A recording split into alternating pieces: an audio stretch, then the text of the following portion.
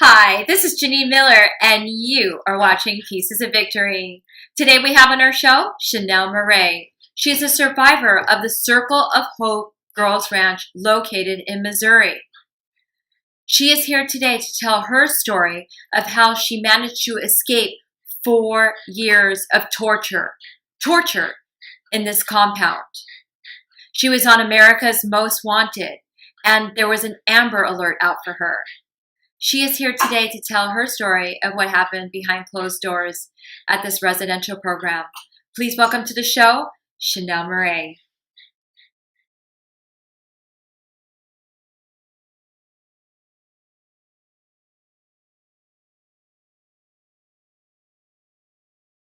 Chanel, it is so nice to have you on a show, Pieces of Victory. How are you doing today?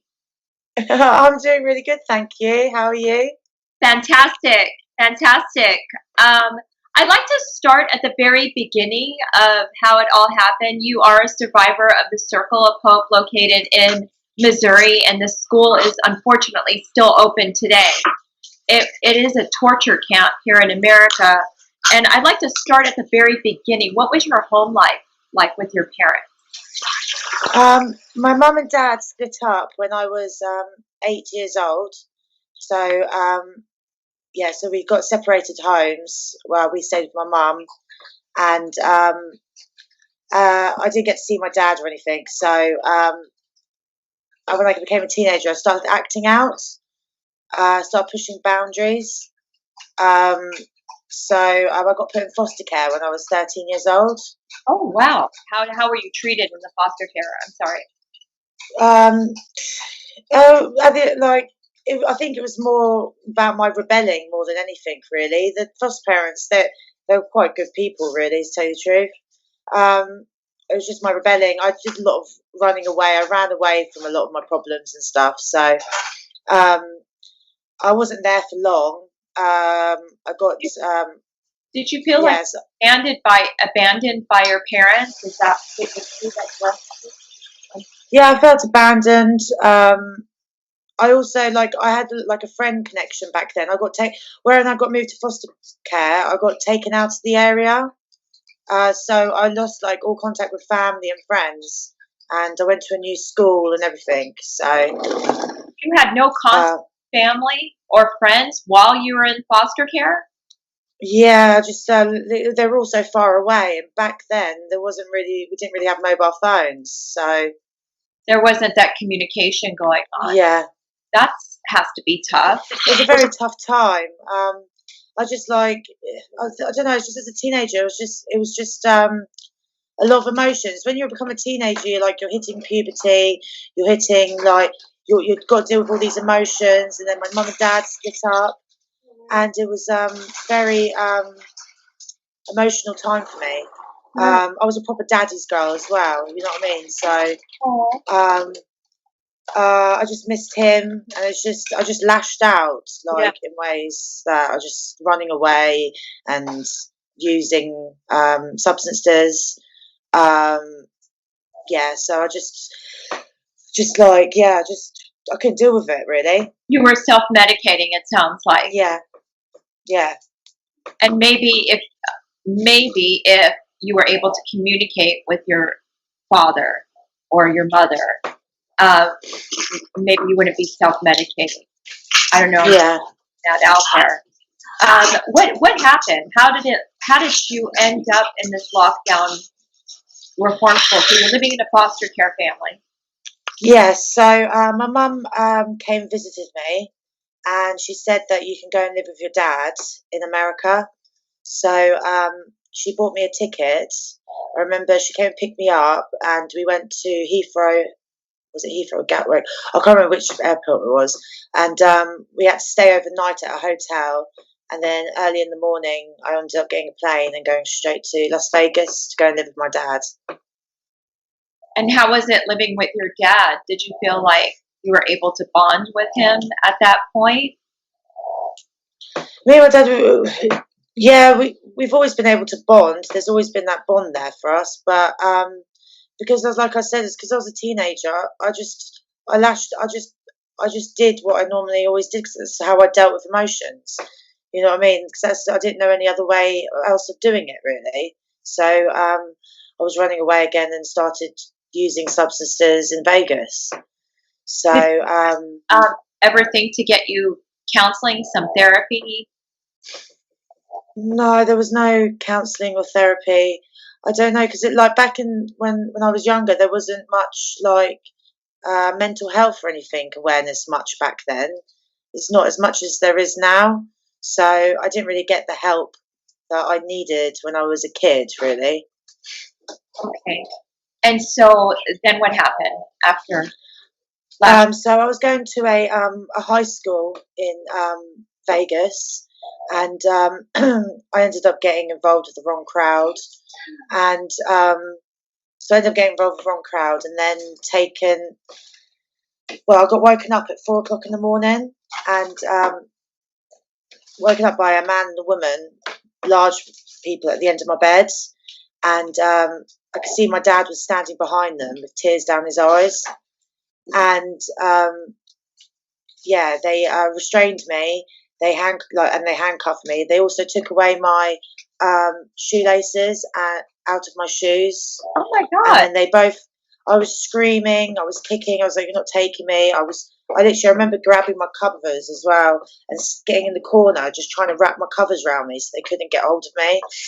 And they ended up, because they were just so much bigger than me, they just ended up just grabbing me, one on each end, and just picking me up. And like I was pushing my feet against the car. I remember trying to push everything away, and they just shoved me in the car. Oh And my, then that was it. That was the last time I saw my dad. oh my God. And did you commit a crime?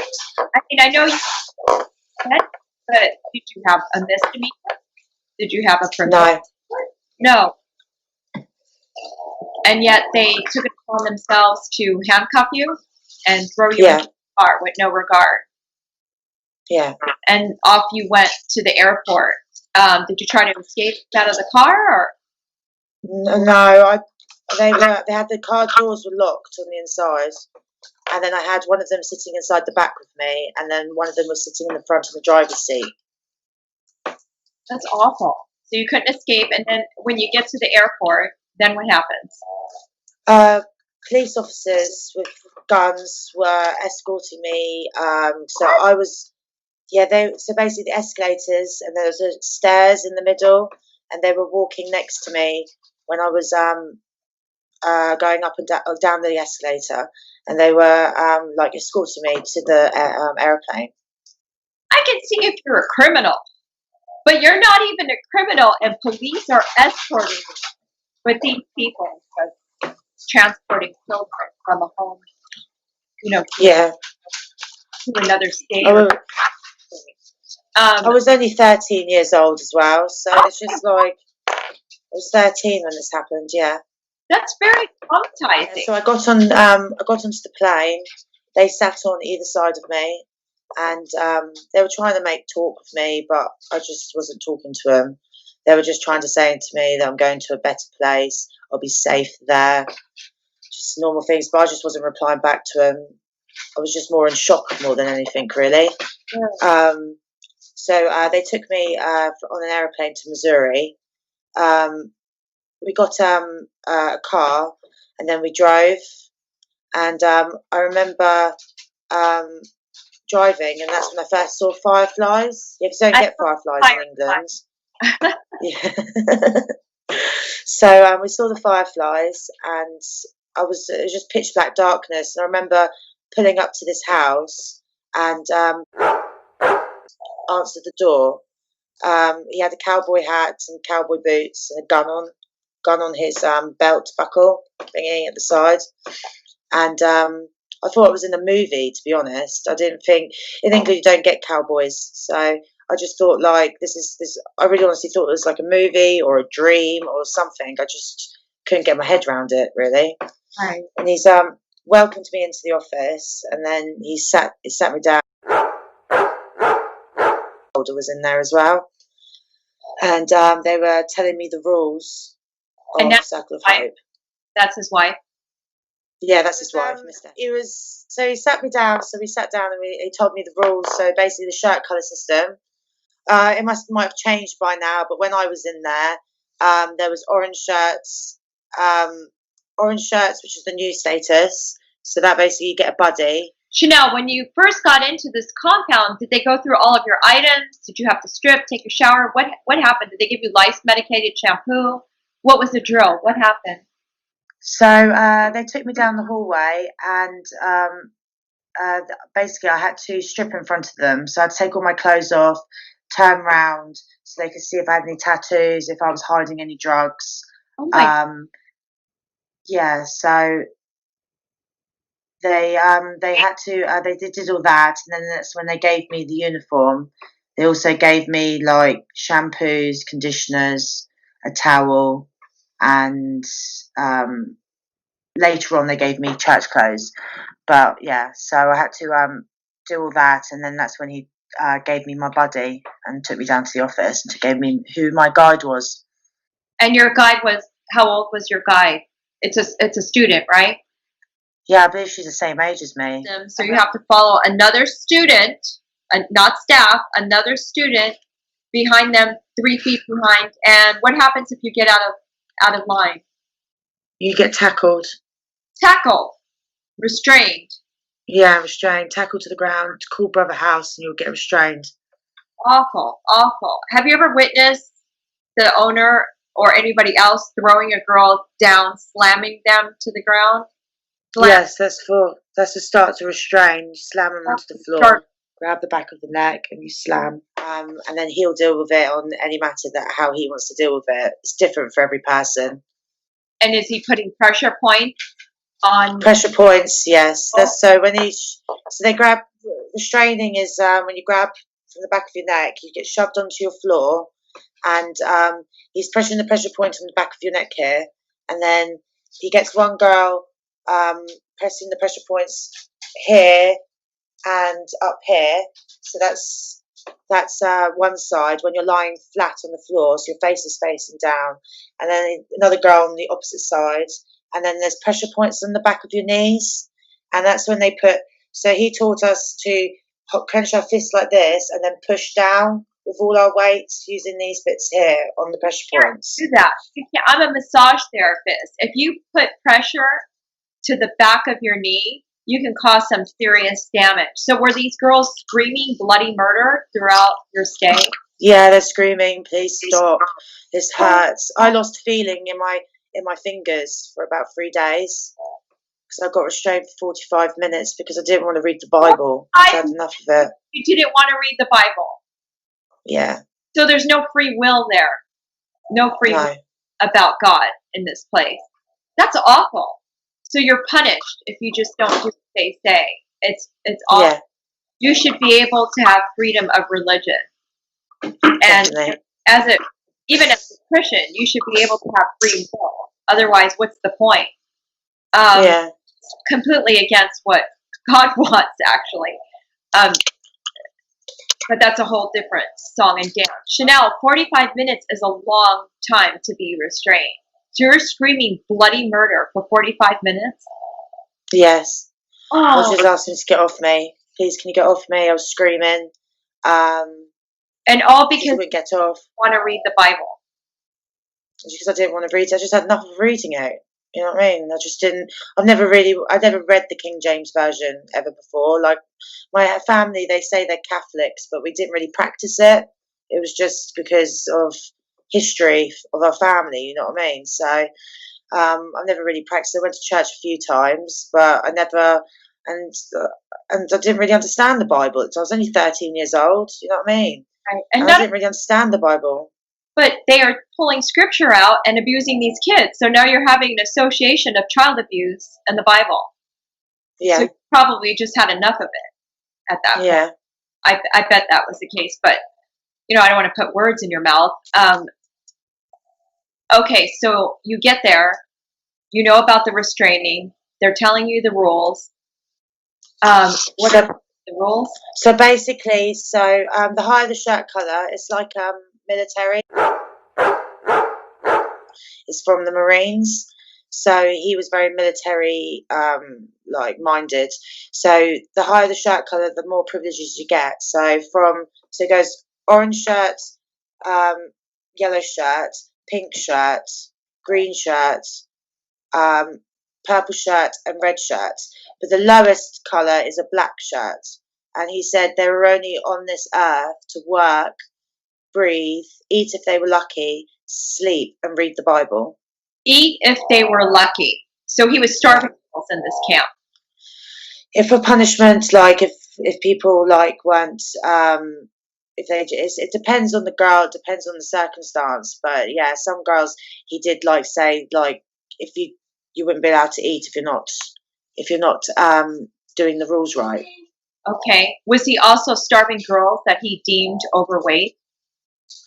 Yes, I was on because when I got there, we get weighed every morning, and I wasn't at the weight that they wanted me to be for my height. So I got put on half portions. So half portions, I had to drink 3 glasses of water, 3 glasses of water before each meal, and I got half the portions that everybody else got. That's awful. So they were trying to fill you up on water, and now you have half the portion. So there was exercise, a lot, extreme exercise, and hard labor, and half the food. Okay. I did. I think I don't know how to do it in American size, but I think I was like 140 pounds when I was there, and then when I left, I think I was 110. Wow. So you lost a lot of weight in a short amount of time, would you say? Yeah. So rapid weight loss can cause health problems. Yes. They don't seem to care about that. Did you receive any medical attention while you were there? Could girls receive a medical attention? Well, I was never on any medication or anything. Okay. But when I was, I think it was an orange shirt when I first got there, I know quite a lot about animals because I've worked with horses and I've worked with before I moved there. I did own a horse and I've known lots about them. And we were inside the pen, and there was this horse he wasn't broken, and I remember it being stormy, and because I'm not allowed to say anything unless it's important, my guide was telling me. The guide is the person that was I'm not allowed to be more than 3 feet away from. She was telling me that I needed to get in there and get the horse out, and I wanted to try and tell her this is really dangerous. It's not safe. But I couldn't because I was a lower shirt colour. Oh my God. And I was trying to tell her that this is not the way to do it because we're scaring him. So we need to try and do it a safer way. But she kept saying, you need to go in there or you're going to give me I'm going to get push-ups. Oh my God. So basically, I did what she said. I've grabbed hold of him and he's reared up. And he's just got away, and I've got bad knees, and I fell to the ground because I've got torn ligaments in my kneecaps, and I fell to the ground. Oh no! And my knee swelled up. I couldn't walk on my knee, so he drove his truck to come and get me, and then they did call an ambulance to come and get. But I was very watched when I was at the hospital. Didn't leave my side at all. You could not tell them that they're abusing you in there at all. Yeah. And you would be afraid anything. You would be punished further. And if you thought your life was a living hell, now it would be far worse if you opened your mouth. Is that correct? Yes, that's correct. Okay. I just wanted to talk about the lack of communication and how this is set up. I just want to tell the audience and reiterate that you couldn't talk to a buddy. So it was a girl that was over you that told you to get into the pen, otherwise you were going to get a punishment, which are push-ups. Okay. You felt like you couldn't speak with her because of how they designed the program with the whole hierarchy level. It's ridiculous how you cannot communicate with other people without getting punished. And now there's child endangerment because of it. Yeah. So child endangerment, also child neglect, and the list goes on. You're lucky that you were able to get medical attention because I've heard that 95% of the girls in there do not get medical attention.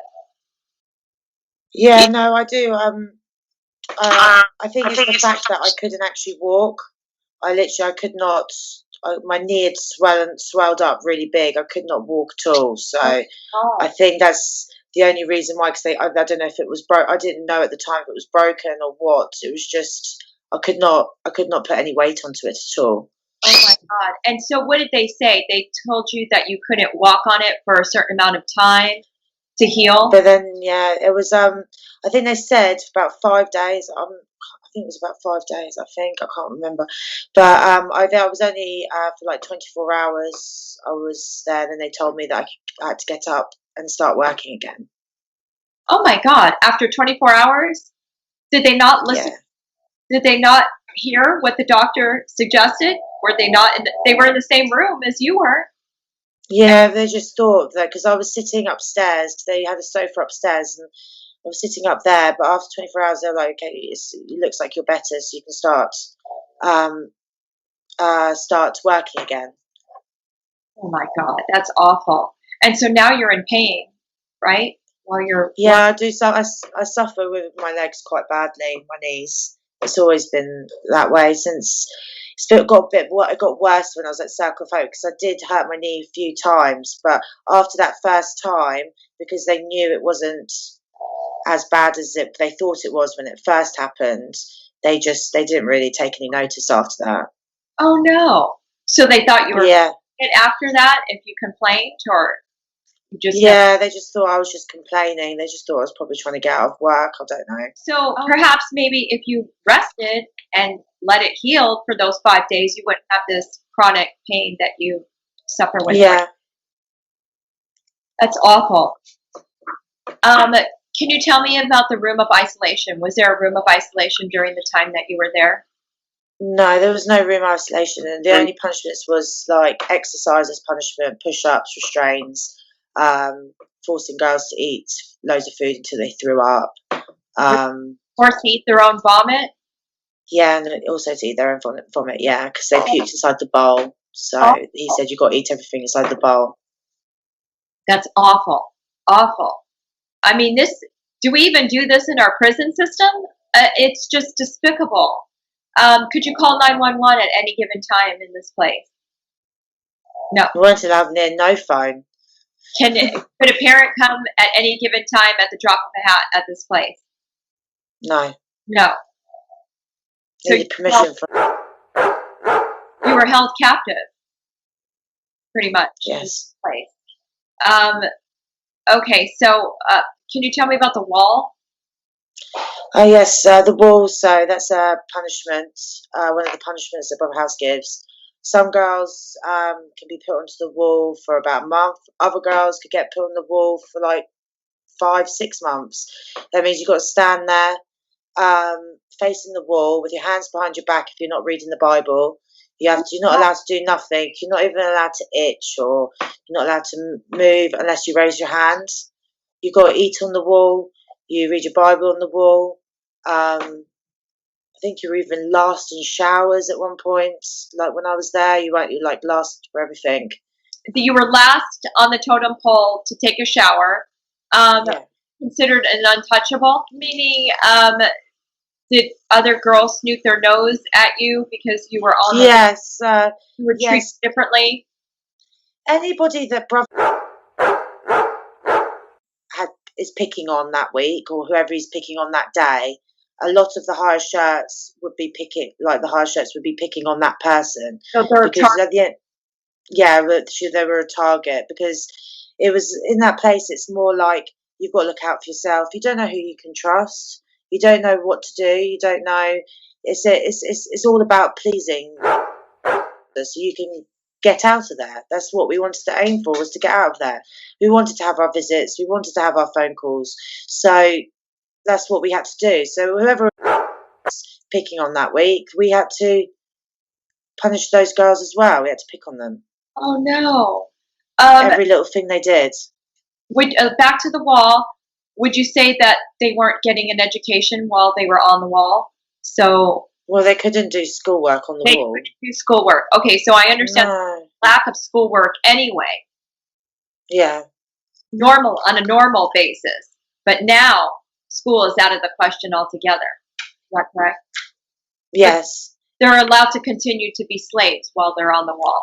So yeah, they're mainly the black shirts and the people on the wall, and yeah, it was mainly black shirts and the people on the wall. They would be mainly working outside most of the time. They would be the first ones, and then it would go yellow shirts. Then it would go up. It would go up, and then those people, whoever those lower shirts were, they would be the first ones that would have to go outside and work. So if I want to survive in this program, I better climb up the ladder quick. And that's what I did. I won't get picked on, and that's what you did. So tell me, while you were on a higher level, did you ever have to restrain another girl? Did you have to bully another girl? What was the program? So I've got me to restrain people. He as I was a higher shirt, yes, I did enforce the rules, and I was horrible most of the time. But I was just at the end. I feel really bad now. I talk to everybody now about it. You know what I mean? But we just had to do what we had to do. We all know that as a group, us Circle of Hope girls, we've all bonded quite well after all this, because we knew what was going on in that place was wrong. Right. And we knew that that wasn't actually us. That wasn't actually, we were like robots. You know what I mean? There was no souls in us. We couldn't do any, there was souls, but we couldn't exactly express our feelings or anything like that. So we're just all robots. But now we're all closer than ever. Oh. And you're absolutely right. I felt like my soul was taken. When you can't make a decision on your own, when you're being dictated to abuse another child, that's child abuse. When you tell another child to abuse another child so you can survive and not get picked on and not get bullied, it's child abuse. Yeah. It is child abuse. There's no other way around it. They are in the wrong for doing that, to orchestrate something so evil like that. Not only that, but as a survivor, now you have to live with the guilt. All these girls that did that because they were trying to survive, their guilt and shame, it's horrifying that this continues to go on in the United States. Did you ever see anybody get their face shoved in poop? Yes, outside, you got there. A girl got thrown onto the floor before she was getting restrained and got shoved in chicken poop. Oh my God, that's awful. What is going on there with them shoving girls on the ground, and then worse, and feeding them? We've been inside a chicken coop as well when it's vile. It just smelt in there. It was so horrible. Because there was like a pen, so like when it's like on a hot day, it's just vile inside the chicken coop. Vile. It's awful what they do to girls at this camp. What if you couldn't do the exercise properly? What were the repercussions? Restrained, shouted at. Brother House would come straight up to straight up to your face. He'd be screaming in your face. You'll be crying. You just would try and keep on going, but sometimes you just couldn't, and he would just restrain you. That's awful. What about bathroom breaks? Were there designated bathroom breaks in this place? So there was an incident that happened when I was there. So basically, every hour was a bathroom break. So you're allowed to have a bathroom break every hour. This is when I was there, so it might change by then. Okay. But it was every hour. So if you, there's this one girl, she kept on asking to go to the toilet, and thought that she was only doing it to get out of work. So he brought her into the office and made her drink pitchers of water while jogging on the spot. Oh my God. She couldn't hold it in, and she peed herself, and then she got restrained. So you force a child to drink an absurd amount of water, and they urinate on them themselves, and now you're going to restrain them as a punishment for that. Yeah. That's just absolute torture and humiliation, and the list goes on. I still hear the screams. I can still hear the screams in my head time to time. I'm so sorry. That's awful. Was there a fence around this place? No. No, but you couldn't get out. You were watched, if you were a lower shirt, you had to walk around and freeze. So a higher shirt colour was allowed two lower shirt colours. So that's pink shirts and higher. That's when I was there. There was pink shirts and higher that were allowed to walk around in groups of three. But red shirts and purple shirts were allowed to walk around by themselves. Okay, so the higher you go, the more trusted you are. And all these girls like staffs.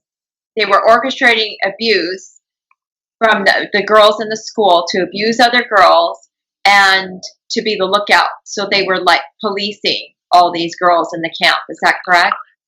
Yeah, so like if we were working outside, so we would have to, like, if we were picking weeds. If you're picking weeds, you're not allowed. You've got to crouch. You're not allowed to put your knees or anything on the floor. And we could be doing that for hours, just picking weeds out of the garden. So there'll be the garden, the way that we grew our vegetables, and there'll be like shirt colours, higher shirt colours surrounding them with the lower shirt colours in the middle.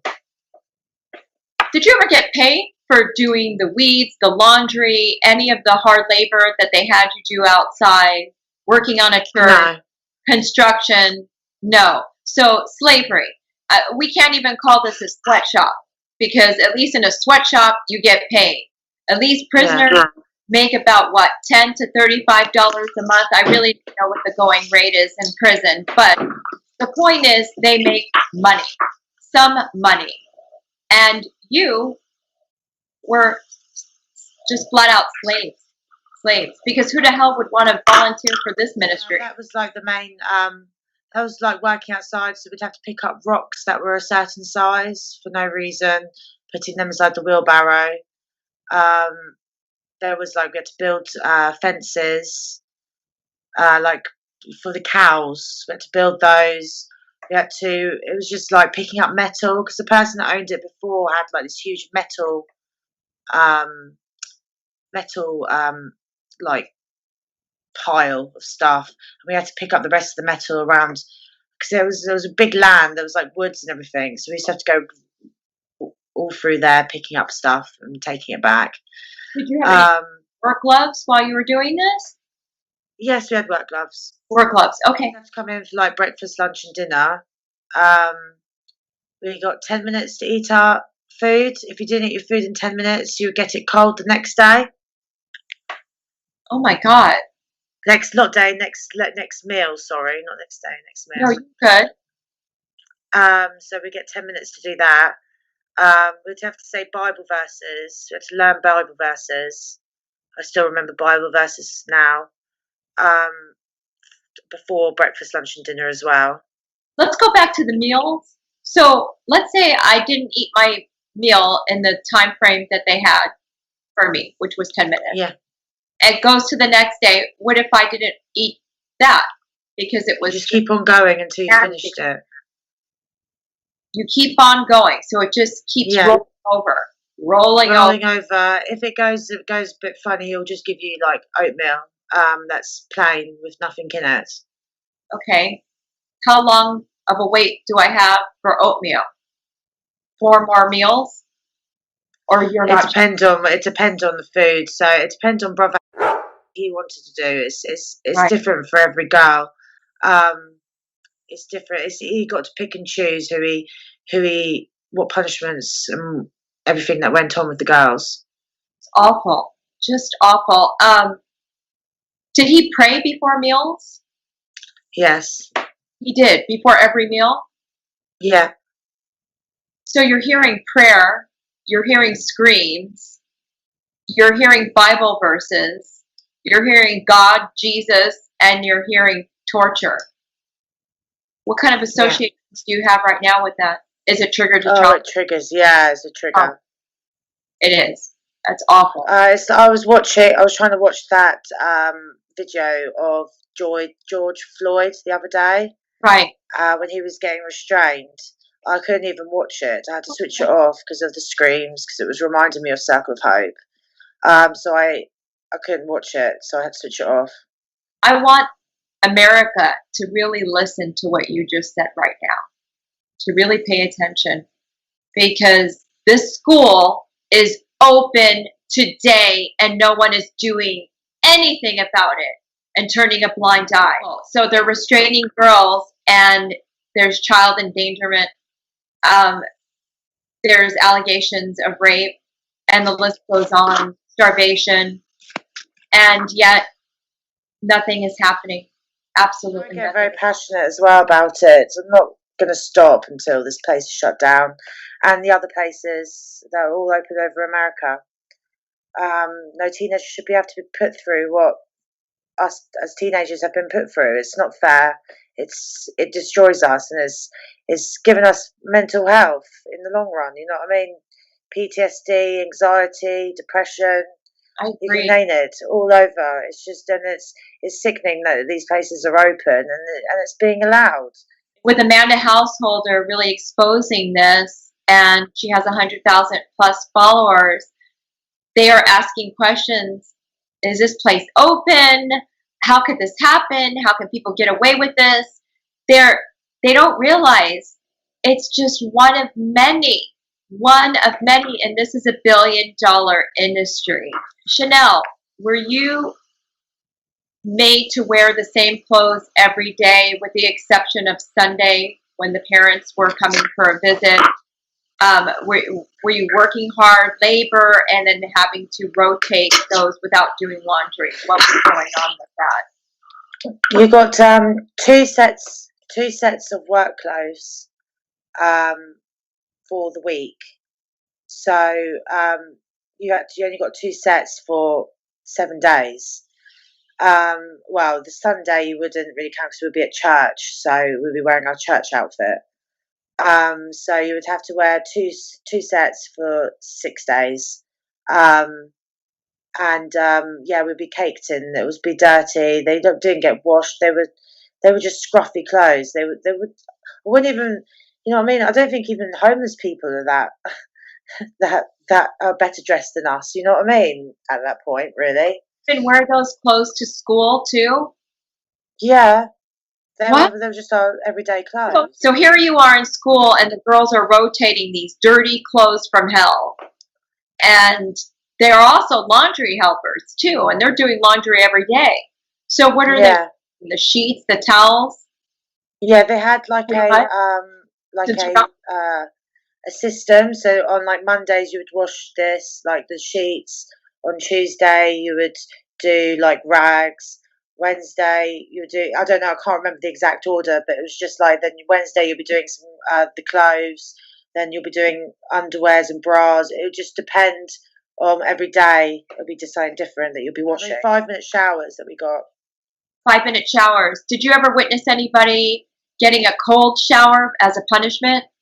So basically, you get a 5 minute shower. That's getting in, getting undressed, getting in the shower, getting yourself showered, and then getting out of the shower, getting dressed, all in 5 minutes. What? If you, yeah, if you didn't get done in 5 minutes, then you'd get a cold shower for the next day, and you'd get push-ups. Oh my God. And so are they forced? What if I didn't want to be underneath the coal because it was too cold? Did they You got forced. You had to scrub. I remember standing in. He had other girls standing what? in there with him. And he Wait, had to say, he was there? yeah. So basically, when she got undressed and then she got inside the shower, he closed the curtain, and he came in and he was standing there making sure this girl was scrubbing. So he's in the shower room with these girls that are being punished to make sure that they're taking a cold shower. Yeah. Unbelievable. Speaking of which, I would like to go into, have you ever witnessed him getting a massage? On the head while he was watching TV. While he was watching TV. Was it ordered? Did he order Yes, these? ordered. He used to call the girl up by the intercom and say, "Can you come upstairs?" And she would go upstairs, and she would be up there for most of the night before bedtime, Oh my and God, she'd be massaged, sitting there massaging his head. slaves to this man. And did you ever witness anything else? Was it multiple girls that were doing it, or was it just It one, was just this one one girl. that was chosen? There was always Yeah, there was one girl that was chosen. Yeah, okay. It seems to be. When did you attend the school? In 2000. 2006 to 2010. Wow, you were in there that long? That's awful. I Awful. did go home halfway between. I can't remember what dates I went home, but I did go home for about 2, 3 months, and then I got That's not. taken back the same again. How did you not just jump out of the car? I Knowing, tried, but it was oh, locked. oh my God. So you were kidnapped again by these people. Yeah, so but basically when I left, when I was halfway through, uh, found me a church to go to, um, and so I had to attend a church that the pastor actually knew, and the conditions of me leaving is basically not go back to my old ways, otherwise I would come back. And obviously, I went back. I was too scared to tell my dad anything of what was going on, really, because I didn't know what would happen if I would get sent back or not. And then Oh I no. just ended up spiraling out of control again. It was good for a bit, and I just spiraled out of control again because I couldn't, when I got into the world, I just couldn't deal with emotions. So No. I just really battle with emotions. So, um, yeah, so I You were lashed out again. self-medicating. You were probably self-medicating to cope with the aftermath of Yeah. you in this place. Yeah, and And then I got woken up. I think I want to say I was 16, but I can't. It's time for me. I can't remember because it was such a short period. It was only like 3 months I was out, and then I got taken back. oh no, I'm so sorry. And of course, on the brainwashed mode where you felt like you couldn't open your mouth while you were on a break for 3 months trying to fit into society. So I can't. It's just so hard to fit into society after going through something like that. I still battle with it now. So, like, if I got like a job, I did do some waitressing for a bit, and I have to make sure I'm doing everything that the boss tells me because I think I'm going to get into serious trouble. Oh, So I still battle with bits and pieces now and again. I do get like flashbacks, and I get like triggers and stuff. Smells. If I smell, we used to spray this thing on the horses. It was like vinegar and like apple cider vinegar or vinegar. It's like a vinegary smell. We used to keep the flies off. If I smell that, it takes me straight back there as well. oh my gosh. So triggers to trauma. So here you are, you're kidnapped again. You're going back for the second time around. That's got to be hard. Yeah. You were respected a little bit more before you left, and now Yeah. you have to start all over again. Yeah. It starts over again. It's awful. So I didn't get put into an orange shirt at that time, though. I got put into a yellow shirt so you moved because up. or no, it's because I wasn't orange shirt is the new girl status, and because I already knew the rules, I Right. just got put straight into a yellow shirt. Got it. Okay, so that's one step above the orange. Is that correct? Yeah. Okay. I'm learning the hierarchy here. Did it not take you long to climb back up? No, it didn't, because I knew what I was expecting this time, so I knew what I was going into. So I did get up the shirt colours system quite quickly. Um, yeah, so I did get up there quite quickly. He just wasn't happy that I had to come back, but it is what it is. Back to your father and you going back home for that short amount of time. I just want to get into your head. I want to convey this to the audience about brainwashing. Were you afraid that he wouldn't believe you if you told him the truth? Were you afraid of the repercussions? Did you think it was still a good program and it was the best thing that happened to you because you felt like you were going down the wrong path? What was going through your mind not to say anything? A lot of things, really. At the time, I thought I was when I first left. I thought I was saved. So, because I was brainwashed to think that if you weren't saved, sorry, if you weren't saved, you were going to hell. Right. So I did believe that I was saved when I left. But as the time went on and I was there after the days, I started realizing that this was a load of bollocks. Um, but I didn't want to talk to my dad about it because I didn't want. At the time, my dad thought he was thought quite highly of because he thought he'd saved me. You know what I mean? Like he'd made me into a different person. So I didn't want to take that away from my dad because I wanted my dad to know that I was all right. I guess so. I was just a bit worried about saying stuff. Really, I just blocked a lot of it out. I didn't really want to talk about. I didn't talk about it for years, and I only spoken to my dad properly about it recently. Really. Oh my goodness, that's a long time, Chanel. Um, Basically, is it fair to say that these programs just stuff everything down deep inside and it suppresses everything? It oppresses everything that you are. Yeah. And you have an identity crisis. You just shove all these emotions down and you're just ordered, you're a robot. And then Yeah. finally, when it comes to the surface, I'm sure there was a big explosion. Yes, it was definitely. Well, yeah, it was definitely a big explosion. There was punishments also about the girls getting their hair cut off. I don't know if I've mentioned that. That's awful. So basically, there was a couple of girls, and like one of them would play with her hair, or they would be looking in the mirror, or something like that. And he said, "You're meant to be praising God, not yourself." So he cut their hair off. That's awful. What a runaway status, robe status. So basically, if you've been thought about if you were going to be running away, he would put you in a robe with no clothes underneath, with shoes that are too big for you, with no tongues or shoelaces in. And you would basically be working. And one time it was really snowing. I think it was an ice storm or something was coming on.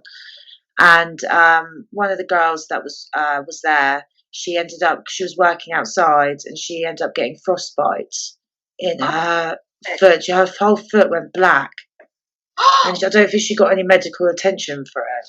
But that's awful. And no one pointed out that they should take this child to the doctor or these children. No, she didn't get taken. She didn't. And so she's screaming. She's in pain. Yeah. All long, and you're listening. She'll get forced to work still. And it's still cold outside, so she's still forced freezing, to work. I remember. With frostbite. Oh, that's awful. Awful. So you were lucky you went to the doctor when you got knocked down by the horse. You were lucky. Because here's this child with frostbite. Were there two kids with frostbite or one of the girls? Just one of them had frostbite. That's awful. And the other one was making work out, and she just escaped frostbite. Did you have problems going to sleep? Menstrual cycle? How was your menstrual cycle? Was it delayed? I didn't have a period the whole time I was there. Oh my God. So definitely 4 years. I'm sorry? For 4 years I didn't have a period. Oh my God. Yeah, I didn't have no period. And then when you got out of this place, you were regular again? Yeah, I started becoming regular, yeah. And that's how much... I was trying to say it was the hormones in the food that we got, because we didn't get food from the supermarket. We got fresh meats. That's the reason why we didn't get our period. But then later on I found it out it was because of stress, but that's what says what the reason is. Unbelievable. And things were just normal when you got out of there. Imagine that. Chanel, let's talk about the preaching that was going on of the owner of this camp for girls called the Circle of Hope Girls Ranch, located in Missouri. I understand he's not a preacher per se. Yeah. To Amanda. householder. But he's a leader of the church. He's leading the church, and he's leading the church astray. He's leading his flock astray. And as a Christian, you should be really upset about the following. Does he ever talk about how a woman dresses, how their demeanor is, how they conduct themselves? Are they taking on the responsibility of rape by their actions? So basically, women are not allowed to wear pants. We call them jeans in England, but not allowed to wear pants because a man can picture a woman naked. So that is worldly. So that because men shouldn't be able to picture women naked. So basically, he's saying that it's our own fault if we're dressed up like that. So if we get like touched up or anything like that, it's not the man's fault because we shouldn't be wearing pants. So in other words, if a man gets aroused and decides to rape a woman, it's because of their demeanor, the way they conduct themselves, how they dress, how they talk, how they smell. Yeah. Does he have a Bible open while he's talking about this? Pulling scripture? No matter what verse it was, did he have the Bible open while he was talking about this? He did. Yeah. Okay, that's all I need to know. You don't have to pull out verses. I know in my school they use Deuteronomy. Men should wear men's apparel, and women should wear women's apparel, and something to that effect. And I'll have the scripture in a ticker going across. But that was in school, which is a sister program to yours. By the way, this is a Lester Roloff school. For those that don't know, Lester Roloff is the mastermind behind these cults. He started a school called the Rebecca Home for Girls in 1968. And all of these followers, such as the owner of your school, the owner of the school that I was locked into, New Bethany, Victory Christian Academy, the Hefs of the House, the Rebecca Home for Girls, and the Circle of Hope Girls Ranch located in Missouri. They are all Lester Roloff homes. I just wanted to give the audience a history on it. Go ahead. It was an Agape one as well. Agape. So that is a Lester Roloff home as well. Wow. Is that still open today? Yes, that's still open as well. Is that to work there before he came to Circle of Hope and made Circle of Hope. Is that a boys' home? Yeah, that's an all boys one. It's an all boys home called Agape, and that's located also in Missouri? Yes. It's located in Missouri. Still wide open today, folks. So, I mean, this is an epidemic that's happening in our country. We're just touching on Agape and Circle of Hope right now. There are over 100,000 reform schools, conversion therapies, boot camps for kids, wilderness camps, and the list goes on. Rehabilitation programs, straight programs.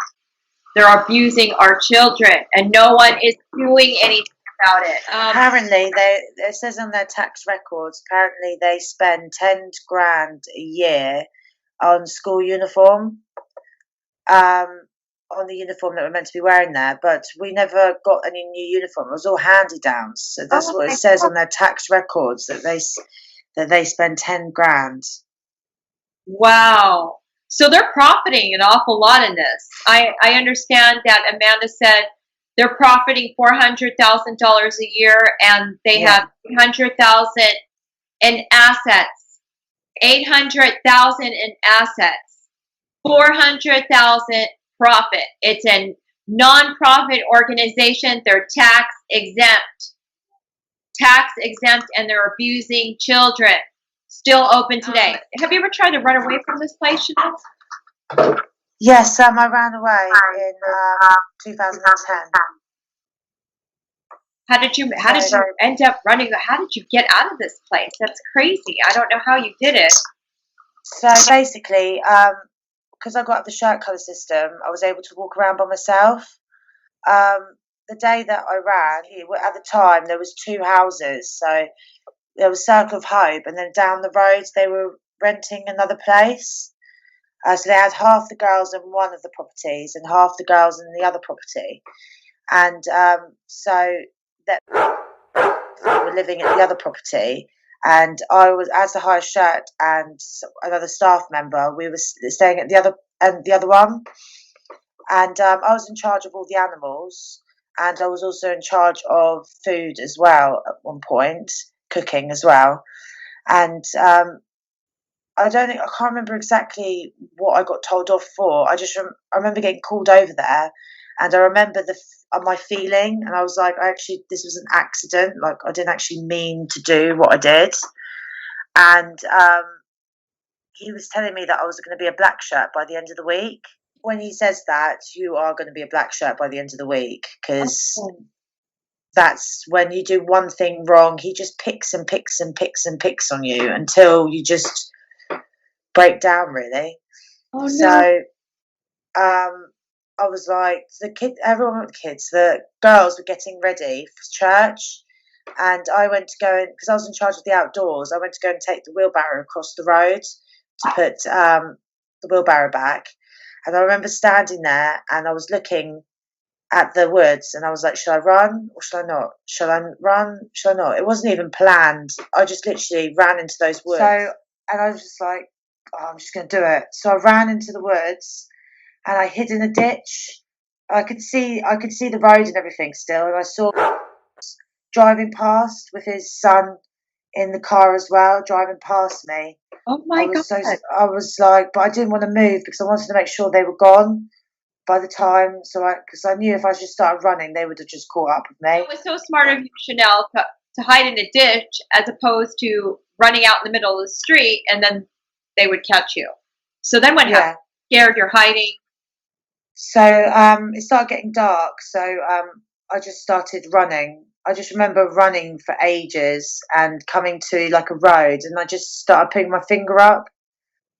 Somebody picked me up, and it was a guy, and he picked me up. He took me to go get some pizza from one of the gas stations, because you've got like pizza and stuff in there. So then I told him the story, because I didn't want to exactly say that I was running away from Circle of Hope or anything. And I ran away, I think it was like the 22nd or the 23rd of April. So it was just after the 20th of April's National High Day. So I decided to tell them that I went out. I'm from Vegas. I came out with my friends to go on a messy one, and we lost each other, and now I can't get back to Vegas, and I don't know, I don't have no phone, I've lost everything.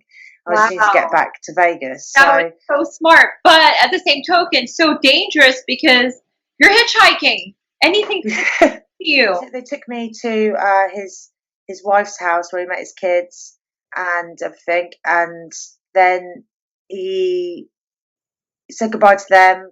Then we got into the car again. He then picked somebody up, and then they started doing some weird stuff in the front car seat. I was just sitting there. I was just so glad to be out of Circle of Hope. Right. So they drove me all the way to Springfield, Missouri, and then they dropped me off by the McDonald's. It was Burger King. I think it was McDonald's. I think it was, and it started raining.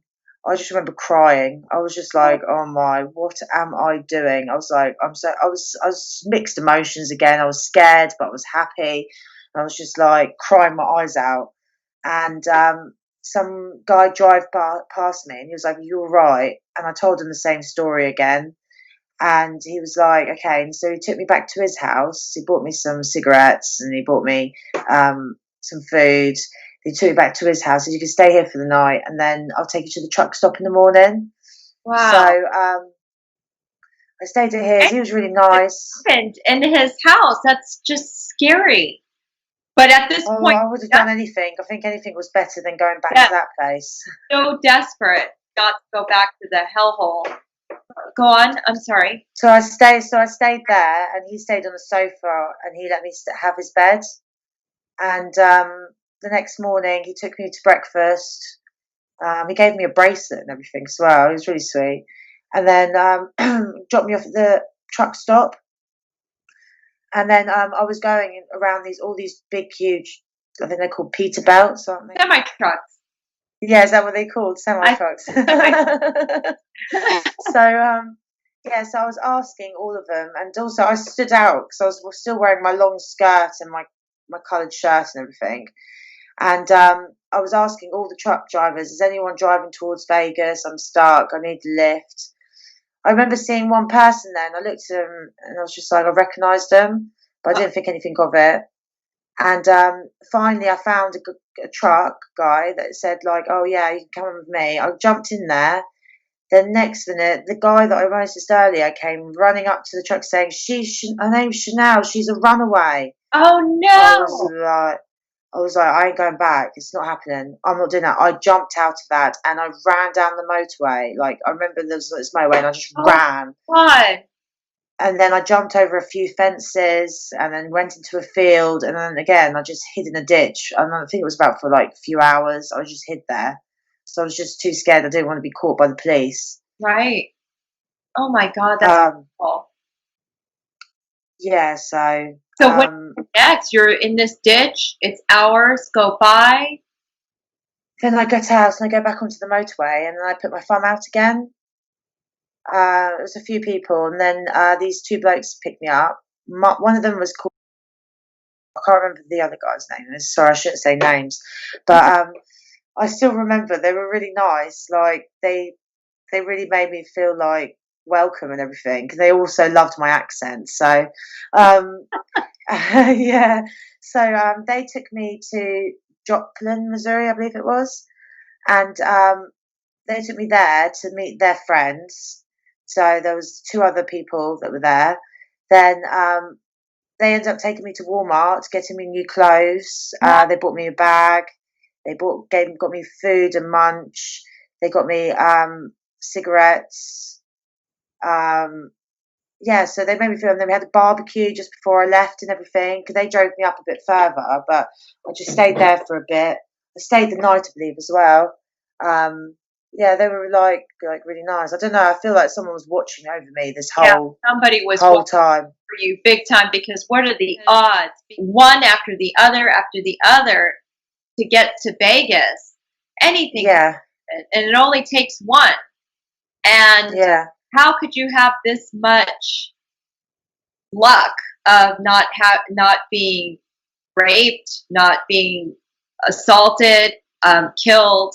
Anything could have happened to you, Chanel. After they drove me up, I think I headed towards Texas, I think it was, because I did remember going through Albuquerque, Texas.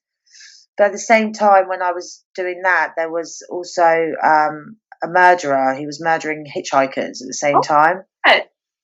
I didn't find that out till later, but yeah, there was a guy that was murdering women. Oh my God, awful. Because America's Most Wanted was contacted as well. There was also an Amber Alert put out for me, and usually they don't put Amber Alerts out because, but my stepmom, she managed to get one out for me because I was a British citizen, and yeah, so I managed to get one of those out for me. Wow. Um, yeah, so from there was a lady that picked me up. She took me to her house as well. She was absolutely lovely. She drove me. I can't remember all the states, what the names were. We just drove, and I remember seeing the country. America is so gorgeous. I just wanted to say that America, the country, is just absolutely. It's just a shame of what's happened in there, but it's such. I just remember seeing such beautiful scenery. It was a real brilliant experience, even though the circumstances. Right. But yeah, it was a really gorgeous country. I did meet some weirdos on the way, but no, I never got harmed. Never, nothing. No, But it did meet can't some. get any weirder than the Circle of Hope girls' Yeah, you know though. girls were just nothing compared to, Yeah. that was a picnic compared to what goes on in this girls' home that's still open today. Okay, so then what happened? You're seeing the beautiful scenery. Yeah, beautiful scenery. It took me about 5 days to get back to Vegas. Wow. About 5 days it took me about to get back there. I ended up getting back there. I can't remember but I got back there and I ended up going back to my old area where all I knew my friends were.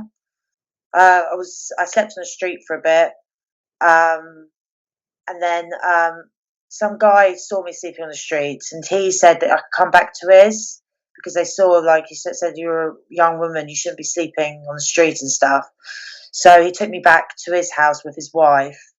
Um, they did take photos because of like of my birthmark and stuff, and take pictures of me. And then, when I went to sleep in their bed, they had like a baby monitor on me. But I was just so happy to be in the bed, to be honest. So I didn't really. I think it was more the fact they didn't want me stealing or anything. Right. You're lucky they didn't do anything to you. You're lucky. Yeah, I know. I know now. Yeah. Uh, So, but so of course, desperation.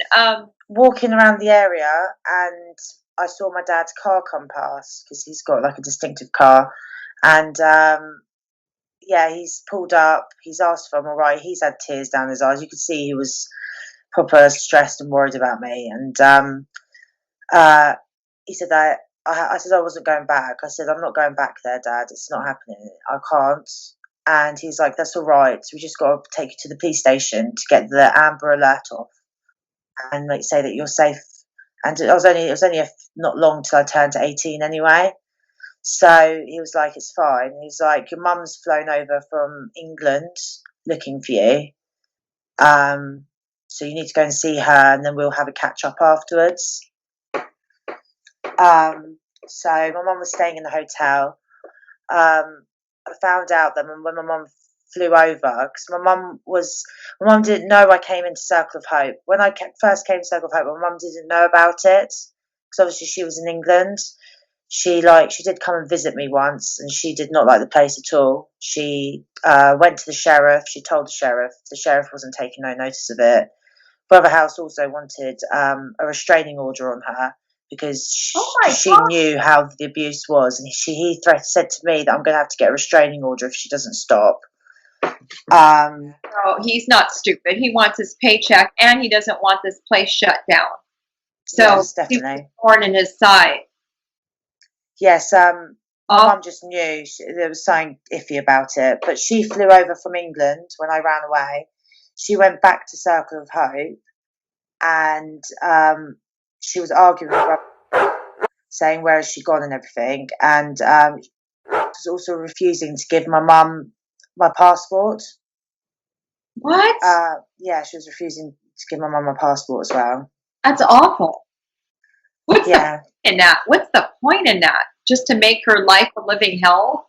Yeah, they just didn't get along. Because my mum knew it was a horrible place, but because I was in America and not in England, she couldn't do nothing about it. Just not to give your mother her child's passport. I mean, yeah, awful. It's beyond unacceptable. I also found out that my stepmom also, the day that I ran away, my stepmom rang. So Miss Steph rang my stepmom to say that I ran away.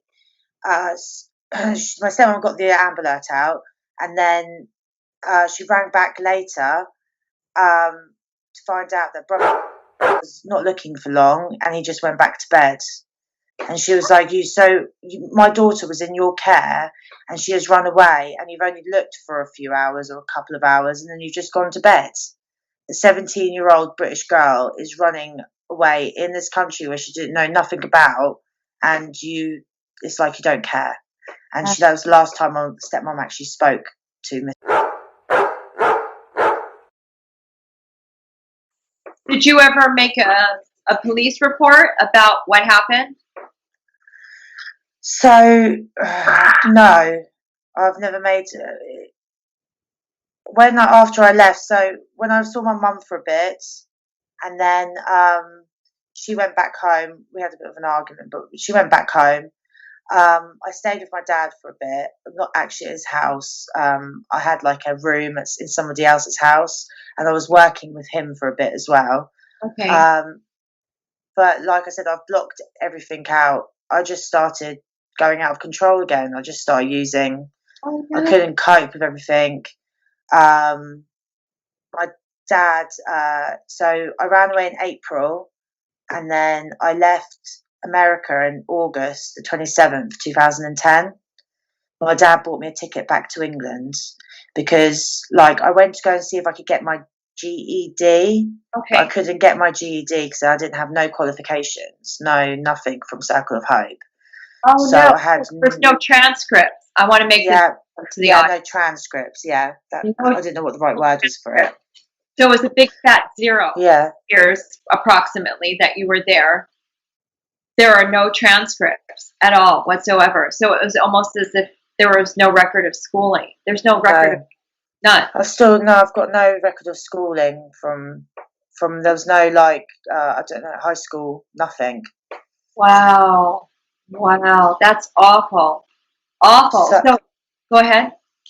because I battled, so then I wasn't able really to get a job. I was just proper. I was all over the place. So that's why my dad bought me a ticket back, because in England you do get quite a lot of support, like college and stuff like that. So Okay. he moved me back to England to live with my mum. Um, I really battled. Like, I had a lot of trauma from that place, so I lived with my mum for a bit. Did you go to school? But Did you go to I ended up going to college. Okay. I did go to college and I had a job. Um, but I couldn't deal with society very well. I was very lost. I was very just could it's emotions because for so long I was a robot, and then you come out into the world, and then you just don't know how to deal with the society really. So I lashed out again. I just didn't Oh, know. I couldn't turn to anyone to help because I didn't really want to talk about it because it was just no one understood. Like especially in England, no one understands what it's like. You know what I mean? And when you do try to explain it, then I was just like, just Google my name. If you Google my name, if you used to go Google my name, and my first thing that used to pop up was Runaway. 17-year wow. old has run away from a ranch in Missouri where she had no chance of participate in religious activities. You know what I mean? So no, but when they used to read it, they used to be shocked, and I was just like, yeah, this is what's happened. But I was so basically, I did go really downhill. My mum kicked me out. I was then homeless on the streets for from 2000 from oh, sorry, Okay. October 2010 to 2013. I was homeless Oh on my, and off. that's a long time to be homeless, Chanel. That's awful. I was sleeping on the streets at some points, like in the snow. I was What? using really heavily. Um, I was. It was just. I can't explain it. I was just from one place to another. I'm surprised that at that point that I wasn't actually dead. To be honest, like the I, amount of drugs that I used to block everything out, I'm surprised that I'm actually still alive. so it was just Um, a way of coping. It was your way of escaping, and you were tortured in this place, and it just made things worse. yeah, Before you got into this lockdown facility, was it dabbling with maybe marijuana or something that was yeah, hardcore? And then when you got out, now you're really trying to yeah. That I got into hardcore drugs. worse substances like class A's, class B's. What's that? Um, I'm sorry. oh, class. Oh, I don't know. I thought they did that in America. Class A, so like cocaine. Oh, I did smoke crack as well a few times, and ketamine and acid, mushrooms. oh my God. Um, I mean, anything really I could get my hands on, even pharmaceuticals at one point, like tablets, so like diazepam, uh, like benzos. I don't know what you call it in America. So like what is that? It's just that I just started using all different That's, anything that I could get my hands on really, how did you get off of that? and alcohol as well. I became really dependent on alcohol. Wow. Um, so basically, in 2013, I got into a relationship with a guy. Um, he told me that I had to stop using or he would leave me. So I stopped using, except for smoking marijuana, and I was still drinking a bit, but not as much. You And quit cold turkey? I'm sorry, I'm just curious. You quit cold turkey? I went quick to cold turkey because the guy that I was with, I had to move to an area that I didn't know anyone. Okay. So it was an abusive relationship. I was in an abusive relationship, mentally and physically, for 5 years Wow. from So the 2013. very person that got you off the drugs is the one that was abusing you. That's awful. Yeah, he was. It's a bittersweet. So you're off the drugs, but now you're with an He abusive was. person. He was in control of me. And you tolerated it because you felt like you couldn't do anything on your own. You couldn't, on an emotional level, forget the financial level. I Because just you're wanted not a to be great loved. That's all I wanted. I felt like over my years since I was 13 years old, I felt like I was by myself, and oh, I've always had to do everything by myself. right. And so you felt like you would put up with that just so you could have what you Yeah, love. he would get into my head. He would think that I was cheating on him. He would think, and it sent him a bit crazy. He nearly jumped out a window with my son in his hands What? because we ended up having 2 kids with him. He nearly jumped out the window with the son in his hands. Oh my God. Um, he punched me in the face. He's hit me. He's hid in my cupboard for 5 hours and then jumped out of the cupboard. Thought that I had someone around the house. Oh my God. Um, it was a very, I couldn't get rid of him. He just, every time I tried getting rid of him, he would just come back. I ended up having 2 kids with him because I wasn't allowed contraception. So, like, I would have the implant in, What? and if I had the, if I had the implant in, he'd call it a slag tag. So Black? basically, What the hell is yeah. So basically, someone that sleeps around, and that's what he'd call it. That's why you've got the implant.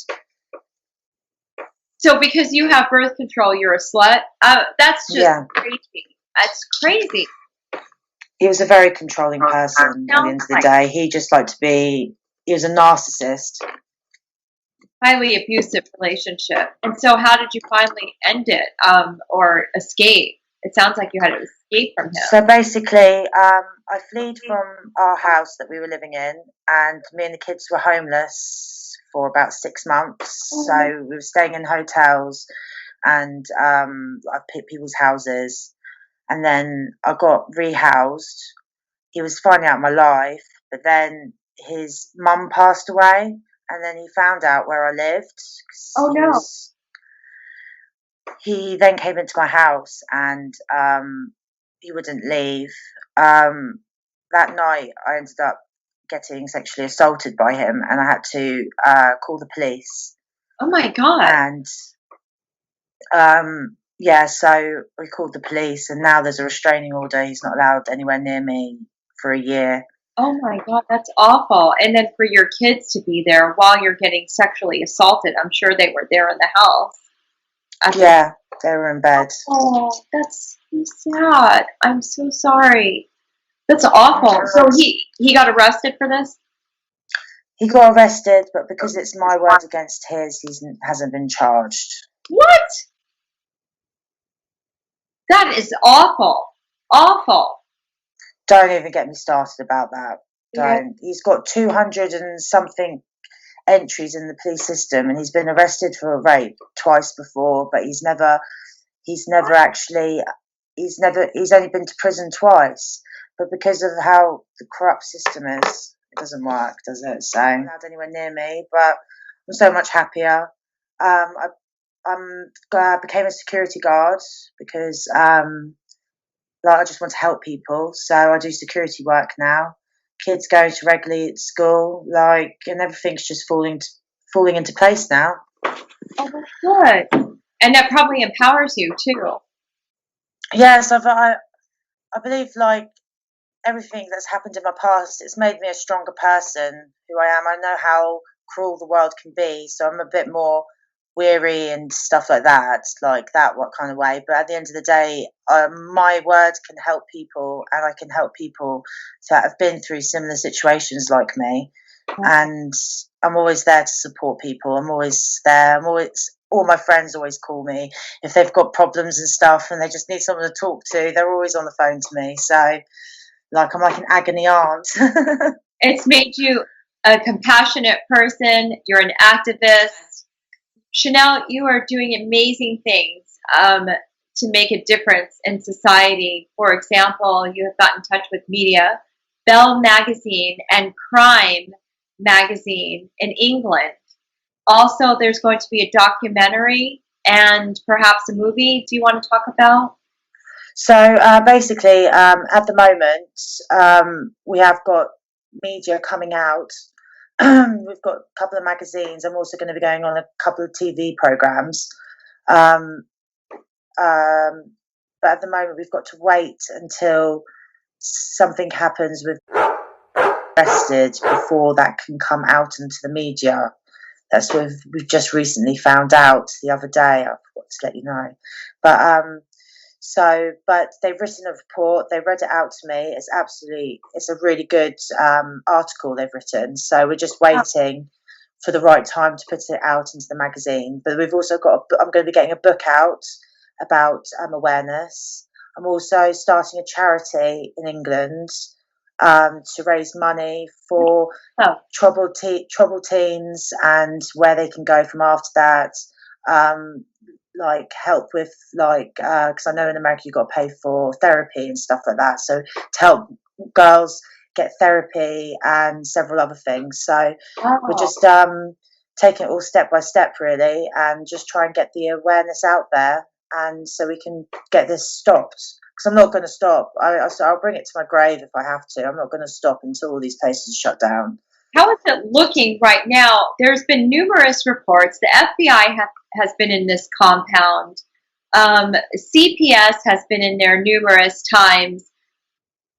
What's going on now? There's a lot of heat going on because Amanda Householder, who is the daughter of the owner of the Circle of Hope Girls Ranch in Missouri, she is telling her story, and she has over 100,000 followers. There's a lot of heat going on right now. So can you tell me anything or are you not at liberty? No, well, we wouldn't have been able to do it without all the support that we're getting on TikTok. I can't actually believe all the support. If it wasn't for them, we wouldn't be as far as we are now. I agree. We have told the sheriffs, we've told the FBI, and we have got some things that are going to be making a good progress hopefully in the next couple of weeks to a month or so. You know what I mean? So there is some things that are actually looking actually quite positive out of it. So, and so we're just but we wouldn't have been able to do it without TikTok, personally. I don't know how amazing TikTok is. I agree with you. Awareness is key. That's why it's so important to keep sharing these videos, because authorities don't seem to do anything. Authorities have been in and out of this facility. I don't know how many reports have been made. Since when? Since 2009? When did this facility open? The facility opened in 2006. 2006 until 2020? Come on. Really? So it's just there's been several reports to them, but sure, I don't know. Chanel, thank you so much for being brave and telling your story about what happened to you in the lockdown reform school called Circle of Hope Girls Ranch, located in Missouri. You are brave, you're inspirational, you are a strong individual, you have a good head on your shoulders, you are a true gift to this world, and I thank you so much from the bottom of my heart for being on my show. Oh, thank you too. I just want to get the awareness out, so thank you so much for having me on your show as well. Thank you so much, Chanel. I appreciate you and all of the work that you're doing, and it's going to be a journey, and it's so amazing how all of us survivors are just bonding together, and I feel that there is power in numbers. So, Yes, definitely brothers and sisters for life here. oh, I love you, Chanel. Oh, I love you too. Thank you so much, Chanel, for being on the show Pieces of Victory and being brave enough to share your story. If you are a parent and you're considering sending your child to a residential program such as boot camps for kids, reform schools, rehabilitation programs, conversion therapies, wilderness camps, and you get the idea, why would you even take that risk? I am Janine Miller, and this is Pieces of Victory.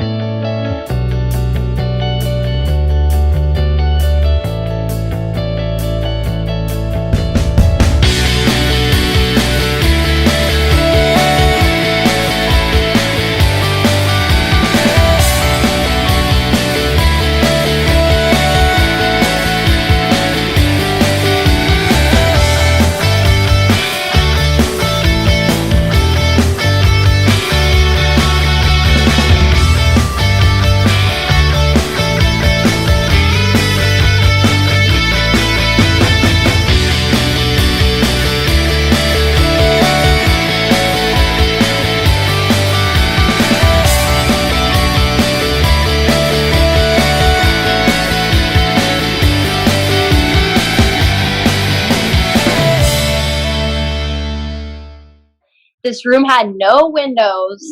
It was pitch black inside. They were not allowed to sit down. Like, they would come and check on them to make sure they weren't sitting down. And they weren't allowed to go to the bathroom. You'd literally open that door and the smell of urine would just hit you in the face. So they were urinating and having bowel movements inside. This is a room of isolation, correct? Mm-hmm. Yes. So it's a room of isolation. You can't go to the bathroom whenever you want. I mean, this is worse than minimum and maximum security prison. Yeah, it's literally. At least you have, you can go to the bathroom. You have the privilege to go to the bathroom. Yeah. It's well, even when the girls did go to the bathroom, we didn't have doors on the bathrooms. So there'd be someone standing over you, watching you go to the bathroom. Knew the right things to say to make you trust him that he was going to, be a good person to try to give the girls, to educate them and to discipline them and make sure that they thought about their choices and changed their ways, kind of thing. He was very, very good with his words and very good with the spiel that him and said to the parents, or sure death and their verbiage and everything. And, plus as a parent, you're just looking for someone that you can trust and that, you're always hoping that, this is going to be the place that changes that. Brutally raped by him? Was it statutory rape? Mm-hmm. He made threats against me. He would say, you tell anyone, I'm going to tell you you're a liar. He would push me up against the wall, and he would literally, shove his up and be like, you're mine. Do you understand me? Oh, my God. Those are threats to me because I'm not here to be doing this with a 68-year-old man. There was one girl that was there maybe just 2 weeks, and we're all downstairs. She had gotten called upstairs into his office, and I heard him yelling, and then I heard a really loud thud. Oh, no. And it shook the whole house. Oh, my God. And then we hear her screaming, and it was a long time. Did he slam her on the ground, or you don't know because no one talked about what happened? Oh, no, they would explain to you exactly what it was. And, they did, a soft demonstration. A soft demonstration? Were they demonstrating on you, or what were they doing? No, it was like all of us girls, and then like one of the higher shirts just like laid down as an example, and they didn't actually put the pressure, but they're like, we're gonna put it here, here, here, and here, because something had happened, and everybody just refused to turn me over until my family went to go get the police, and they brought them back, and then Wow. And the cops didn't think that there was anything wrong with that? I guess not. Let's go back. The cops come. Then what happens? Then the owner, kind of had no choice at that point but to turn me over. So I don't know why, but for some reason my family was made to leave again and then come back. What? I don't know why. But I get called upstairs. They had me change into like town clothes because I was in my everyday work clothes. Right. And they packed my... Leaving the program with clothes that smelled from hell. Yes, sir. I'm in it. Knock her out. Yes, sir. And that goes for the rest of you. If she clenches her fist or she's going to hit you, that's a threat.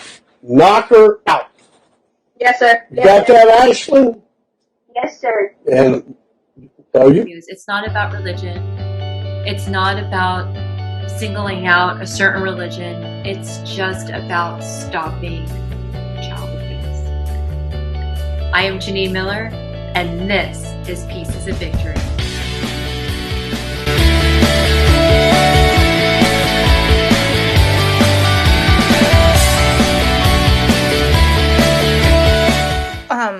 I keep getting asked this. Honestly, I am ready to talk about it. It's just really long and confusing, and I'll be doing a YouTube video on it. But yes, I was sexually molested.